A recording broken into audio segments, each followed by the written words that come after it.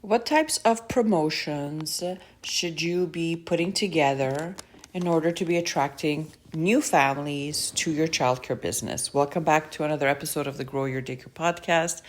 I am your host, Christina Rizakos, and I'm happy that you're here. So today we're going to talk about some creative ways to attract families to your daycare, specifically through seasonal offers and events. So these timely promotions are a fantastic way to stand out from your competition and bring new attention to your center. So here's why they work. Parents are constantly scanning for relevant and timely deals, especially around, back to school season or holiday season or even the start of the summer.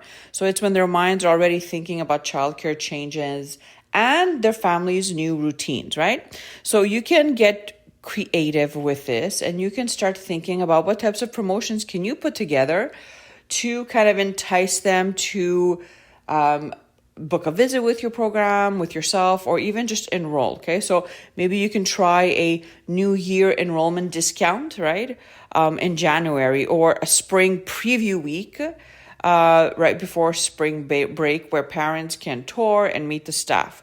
Or if you are thinking about summer promotions, what about a summer camp sneak peek to really show off summer offerings? The point here is to take something that feels kind of redundant and repetitive. So, new year, spring break, summer break, and really try to put a different spin onto it and make it fun, themed, and seasonal, okay?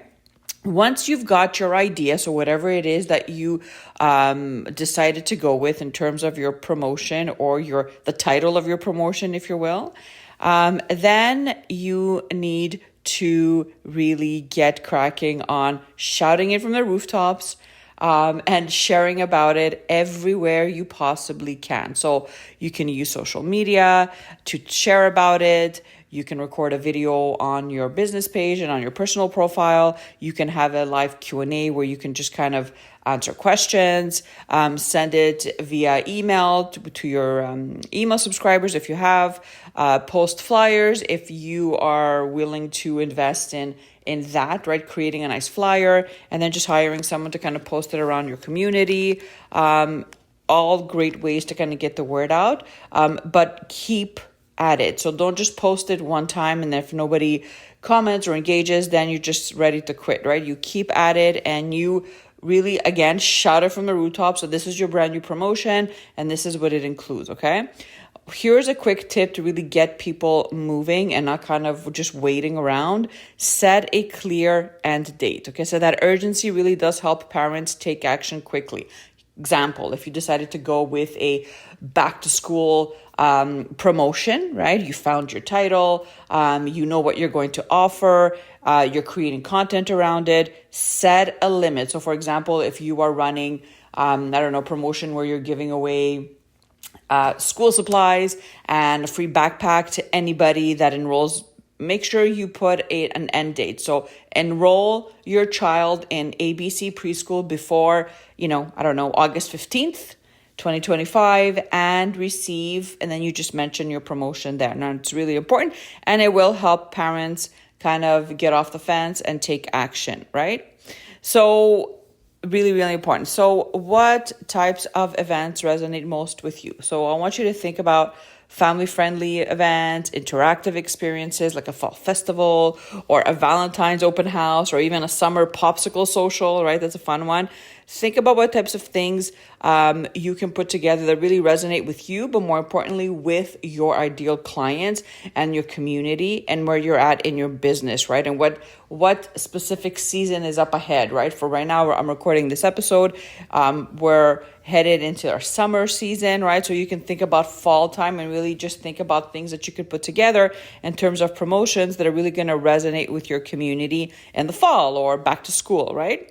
If you're listening to this and we're not in the summer yet and it's still springtime, Think about summer promotions. Let's say you're offering, I don't know, a summer camp, right? Start thinking about promotions that you can put together, give it a cool title, a fun title, and then again, share about it everywhere, okay? So bundling promotions with events also works great. So an example, host a spring open house and offer a sign up today and waive the registration fee promo, right? So you're pairing an experience with a deal, and that really gives parents a reason to really show up and to take action. And remember that urgency and limited offers always work because parents don't want to miss out, right? There's something called FOMO, fear of missing out. So you should definitely leverage that. So a deadline does create focus. You can say something like, again, offer ends on Friday, or only 5 spots left, or enroll before this date. And here's the thing, you really have to mean it. Like, you really have to mean it. If somebody comes to sign up after, don't offer that special or that promotion, okay? So real quickly, let's do a quick checklist of what we spoke about in this episode. Number 1, pick a relevant seasonal theme. Summertime, summer camps, back to school, fall festival, whatever it is. Number 2, create a simple, clear offer, okay? Give it a cool title and create your offer. Number 3, set a start and an end date to make sure that people are actually taking action. Number 4, promote across all social, through your emails and of course flyers.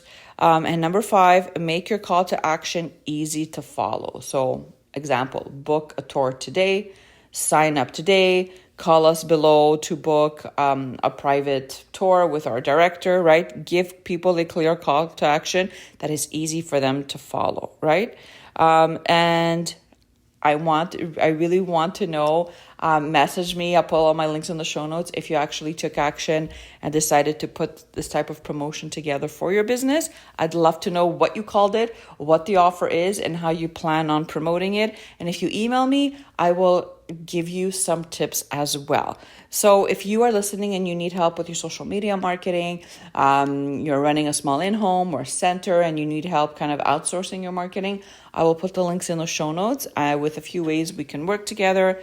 As always, have an amazing rest of your day, and I hope that this really does bless you and your business. And we will talk again in the next episode. Bye for now.